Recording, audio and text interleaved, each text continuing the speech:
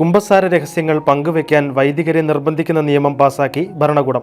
ക്രൈസ്തവരെ എല്ലാ തരത്തിലും പീഡിപ്പിച്ചുകൊണ്ടിരിക്കുന്ന ചൈനയിലെ കമ്മ്യൂണിസ്റ്റ് സർക്കാരാണ് കുമ്പസാരക്കൂട്ടിൽ പറയുന്ന കാര്യങ്ങൾ വെളിപ്പെടുത്താൻ കത്തോലിക്ക വൈദികരെ നിർബന്ധിക്കുന്ന പുതിയ നിയമം പാസാക്കിയിരിക്കുന്നത്.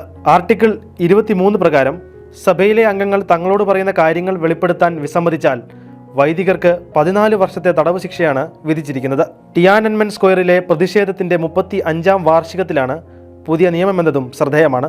കത്തോലിക്കരെ സംബന്ധിച്ചിടത്തോളം കുമ്പസാരം എന്നത് വിശുദ്ധമാണ്. അത് പുരോഹിതനും കുമ്പസാരക്കാരനും തമ്മിലുള്ള പൂർണ്ണമായ രഹസ്യ സ്വഭാവമാണ് അതിൻ്റെ പവിത്രത. അത് ലംഘിക്കാൻ വൈദികർ നിർബന്ധിതരാകരുത്. ക്രൈസ്തവ പീഡനത്തിന്റെ മൂർധന്യത്തിലേക്ക് ചൈന പോകുന്നു എന്നതിൻ്റെ തെളിവാണെന്ന് വിലയിരുത്തപ്പെടുന്നു. ചൈനീസ് കമ്മ്യൂണിസ്റ്റ് പാർട്ടിയുടെ ഔദ്യോഗിക കാഴ്ചപ്പാടുകൾക്ക് അനുസൃതമായി ദേവാലയങ്ങൾ പ്രവർത്തിക്കണമെന്നാണ് പാർട്ടിയുടെ നിലപാട്.